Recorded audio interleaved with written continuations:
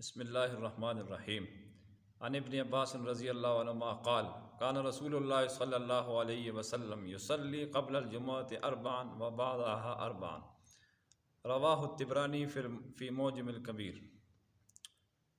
حضرت عبداللہ بن عباس رضی اللہ عنہ فرماتے ہیں کہ نبی کریم صلی اللہ علیہ وسلم جمعہ سے پہلے 4 رکعت پڑھتے تھے اور جمعہ کے بعد بھی 4 رکعت پڑھا کرتے تھے۔ اس میں ہمیں یہ یاد رکھنا چاہیے کہ جمعے سے پہلے جو 4 رکعتیں ہیں وہ روزمرہ کی روٹین میں جو ظہر سے پہلے کی ہیں وہی ہیں۔ اسی طرح جمعے کے بعد کی جو 4 رکعتیں ہیں وہ ذرا سمجھنے کی بات ہے، وہ صرف جمعے ہی کے دن ہیں۔ وہ جو 4 رکعتیں بعد والی ہیں سنت موقدہ ہیں، پہلے والی بھی 4 سنت موقدہ ہیں، پڑھنی ضروری ہیں۔ بعد والی جو 4 سنتیں ہیں وہ دراصل روزانہ کے 4 فرضوں کے قائم مقام ہیں، تاکہ ان کا ثواب بھی بندوں کو ملے، کیونکہ جمعہ کے دن 4 فرضوں کو کم کر کے 2 رکعت جماعت رکھی گئی ہے اور 2 خطبے رکھے گئے ہیں، یہ تو مائنس ہو گئے، ختم ہو گئے، تو ان کا ثواب بھی ملے گا جو جمعے کا ثواب ہے۔ تو جمعے کے دن ظہر کا ثواب بھی ملے گا، اس کے قائم مقام 4 سنتیں رکھ دی گئی ہیں موقدہ بعد میں۔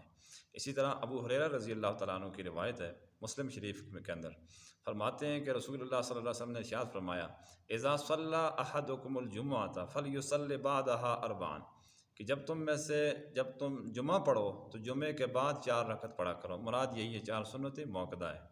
اور اسی طرح بالکل آخر میں 2 سنت موقدہ بھی ہیں جمعے کے دن، گویا کہ جمعے کی فرضوں کے بعد کل جو ہے وہ 6 رکعتیں سنت موقدہ ہیں، 4 علیحدہ 2 علیحدہ۔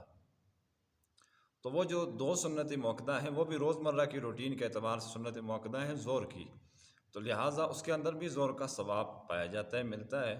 تو یہ بڑی ضروری چیز ہے سنت موقدہ، اس کا خیال رکھنا چاہیے۔